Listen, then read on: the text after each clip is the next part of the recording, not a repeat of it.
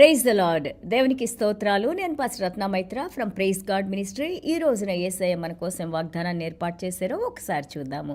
మలాకి గ్రంథము 3వ అధ్యాయము 6వ వచనము. యెహోవానైన నేను మార్పులేని వాడను కనుక యాకోబు సంతతి వారైన మీరు లయము కాలేదు. Malachi chapter 3 verse 6. For I am the Lord, I do not change. Therefore you are not consumed, O sons of Jacob. దేవునికి స్తోత్రాలు. మనము we feel always we make God as if we can change God. దేవుణ్ణి మనం మార్చగలం అనుకుంటాం, లేకపోతే మనం ఏది చెబితే దేవుడు అదే చేస్తారని మనం అనుకుంటాము. దేవునితో అది కాదు. దేవుడు మారని దేవుడు. ఆయన నోటి మాట ఒకటి వచ్చిందంటే అది నెరవేర్చే దేవుడు. ఆయన ఆలోచనలు ఎప్పుడూ ఉన్నతంగానే ఉంటాయి.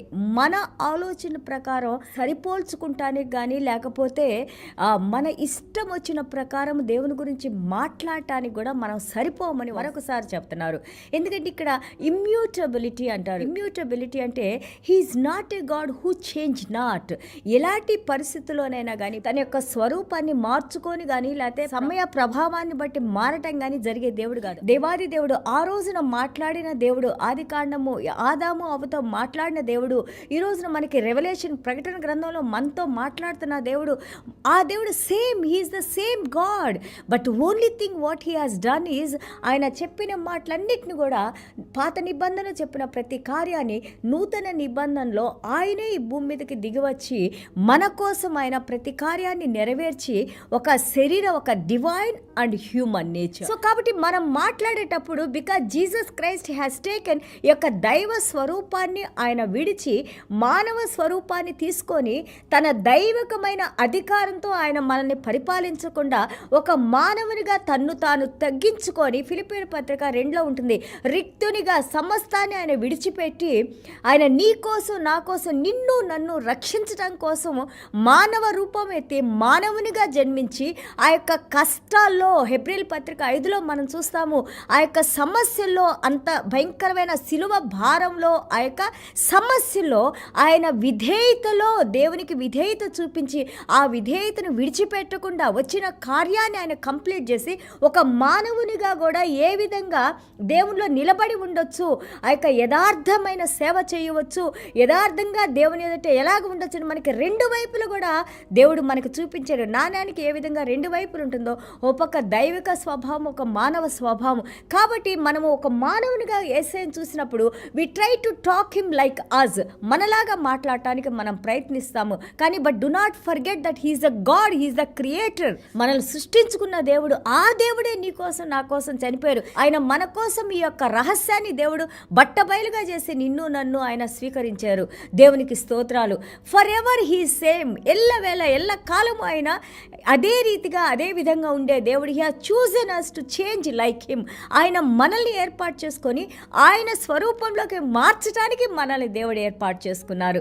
దేవునికి స్తోత్రాలు. అండ్ ఆల్సో చూడండి, ఇక్కడ మలాకి 3:5 వచనం మనం చదివినప్పుడు, తీర్పు తీర్చుటకై నేను మీ యొద్దకు రాగా, God is going to come to justify us, to judge us. Judgement is going to come. But కానీ ఎవరైతే దేవుని యొక్క శిలువ మరణం యందు విశ్వాసం ఉంచి ఆ శిలువ మరణం ద్వారా యేసు క్రీస్తు ఆయన మరణించి సమాధి చేయబడి తిరిగి లేచారని ఆ ప్రభు మన హృదయంలోకి వచ్చినప్పుడు, మన పాపాలను ఒప్పుకున్నప్పుడు ప్రభు మన పాపాలను మోసారని, మన ప్రతి పాపాన్ని క్షమించగలిగిన శక్తి మన ప్రభులో ఉందని, ఆ యొక్క పునరుద్ధాన శక్తితో దేవుడు మనల్ని శుద్ధీకరించుకుని మన పాపాన్ని క్షమించినప్పుడు నువ్వు నేను దీని తర్వాత జరిగే తీర్పులోకి మనం రామని బైబిల్ గ్రంథం తెలియజేస్తూ ఉంది. So whoever confesses now, these people are saved now, born again now, and we will not come into the later judgment. This is so important. అందుకే మనకి ఊపిరి ఉన్నప్పుడే దేవుని యొక్క సువార్తను వినినప్పుడు మన హృదయాల్ని కఠినపరచుకోవద్దని మరీ మరీ మరీ మనకి బైబిల్ గ్రంథంలో తెలియజేస్తూ ఉన్నారు. మీ హృదయాలు ఎలాగుండాలి? మెత్తబడే హృదయాలుగా ఉండాలి. కఠినపరచుకోవద్దు, దేవునికి దూరంగా వెళ్ళవద్దు, వేషధారణలో మనం జీవించవద్దు, అవివేకమైన మాటలు మాట్లాడవద్దు, సొంత నీతిలో బ్రతకవద్దు. పరిసయ్యులు శాస్త్రుల కంటే నీ నీతి ఎక్కువగా ఉంటేనే నువ్వు పరలోక రాజ్యంలోకి వస్తావని మన యేసయ్య మనకి తెలియజేస్తూ ఉన్నారు. దేవునికి స్తోత్రాలు.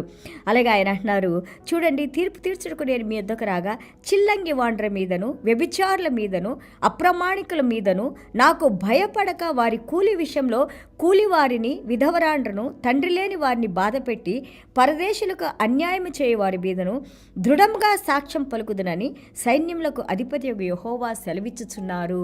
దేవుడు అంటున్నారు, ఎవరైతే అక్రమంగా ఇతన్ని అప్రెస్ చేసి ఇతన్ని కష్టపెట్టి వారిని బాధ పెట్టి ఇతరుల ధనాన్ని దోచుకొని లేకపోతే వారికి రావాల్సిన ఇవ్వకుండా ఎవరైతే అన్యాయంగా ప్రవర్తిస్తారో, వ్యభిచారులు, అలాగే మోసం చేసేవారిని, చిల్లంగి వారిని, అబద్ధాలు చెప్పేవారిని, వీరందరికి కూడా ఒక రోజున నేను తీర్పు తీరుస్తాను, ఎందుకంటే నేను మారని దేవుణ్ణి అని అంటున్నారు. ఇక్కడ దేవుడు అంటున్నారు, I am not the lord who changes, I will not change, forever I'm same God. ఆ రోజున ఏదైతే పాపాన్ని నేను పాపమని ఖండించానో, ఈరోజు కూడా పాపాన్ని పాపమనే ఖండించే దేవుణ్ణి. కానీ ఆ పాపాన్ని క్షమించడానికే, మిమ్మల్ని మళ్ళీ తిరిగి నా యొద్దకు తీసుకురావడానికే నేను సిలువలో మరణించాను. ఎవరైతే నా మరణం యందు విశ్వాసం ఉంచుతారో, హృదయంలోకి ప్రభువును ఆహ్వానిస్తారో, వారు ఇప్పుడే నీతిమంతులుగా వారు క్షమించబడతారు, అలాగే నీతిమంతులుగా తీర్చబడతారు. వారికి పరలోక రాజ్యంలో స్థానం ఉంది, మళ్ళీ తిరిగి ఆ తీర్పులోకి రారు అని మన యేసయ్య మనకి తెలియజేస్తున్నారు. What a wonderful verse is that one. ఎంత అద్భుతమైన మాట కదా. దేవుడు ఈ రోజున మనల్ని కరెక్ట్ చేసుకుంటానికి, మనం యొక్క నరకంలోకి వెళ్లకుండా, అలాగే తీర్పులోకి రాకుండా, రెండవ మరణాన్ని మనం మరణించకుండా దేవుడు ఈ రోజున మనల్ని హెచ్చరిస్తూ, అలాగే బుజ్జగిస్తూ, ఆయన వాక్యాన్ని తెలియజేస్తూ ఇంకా మనకి సమయాన్ని ఇస్తూ ఉన్నారు. దేవునికి స్తోత్రాలు. అలాగే 3:7 చూడండి, యేసయ్య అంటున్నారు, రిటర్న్ టు మీ అన్నప్పుడు ఇక్కడ ప్రజలు అడుగుతున్నారంట, హౌ కెన్ వి రిటర్న్? దీనికి ఆన్సర్ మనకి ప్రకటన గ్రంథం 3:20 మన ప్రభు అయిన యేసయ్య చెప్పారు, ఎలాగ మనం తిరిగి వస్తాము? మీ హృదయం దగ్గరే నేను నిలబడి ఉన్నాను. ఎవరైతే నా స్వరాన్ని విని మీ హృదయాన్ని నా కోసం తెరుస్తారో, నేను వారి హృదయంలోకి వస్తాను, వారిని క్షమిస్తాను, వారితో కలిసి సహవాసంలో ఉండటానికి, వారితో కలిసి భోంచేయటానికి, వారితో కలిసి జీవించడానికి నేను సిద్ధంగా ఉన్నానని మన ప్రభు చెబుతూ ఉన్నారు. ఈ రోజున మీరు ఆలోచించుకోవచ్చు, మలాకీలో చెప్పారు, బట్ ఈ రోజున ఇన్ని పాపాలు చేసిన నన్ను, ఇన్ని అబద్ధాలు చెప్పి ఇన్ని మోసాలు చేసిన నన్ను దేవుడు క్షమిస్తారా? క్షమిస్తాననే దేవుడు ఈ రోజున మనతో మాట్లాడుతున్నారు. నేను ప్రేమించే దేవుడిని, క్షమించే దేవుడిని, మీ మీద కృప చూపించే దేవుడిని, మీకోసం ఇంకా నా చేతులను చాపి మీకోసం రండి అని నేను ఆహ్వానిస్తూ ఉన్నానని యేసయ్య ఈ రోజున మనతో మాట్లాడుతూ ఉన్నారు. జాలి కలిగిన దేవుడు మన దేవుడు, కనికరించే దేవుడు మన దేవుడు, ప్రేమించే దేవుడు మన దేవుడు, ఆశీర్వదించే దేవుడు మన దేవుడు, కృప చూపించే దేవుడు మన దేవుడు, మనల్ని మన హృదయంలో ఉన్న భారాన్ని తీసివేసి మనకి సమాధానాన్ని ఇచ్చే దేవుడు మన దేవుడు, దేవునితో సమాధానపరిచిన దేవుడు మన యేసయ్య. ఆయన శిలువ మరణము. దేవునికి స్తోత్రాలు. చూడండి, గలతీయుల పత్రిక 6:2 అపోస్తలుడైన పౌలు గారు అంటారు, బేర్ వన్ అనదర్స్ బర్డన్స్.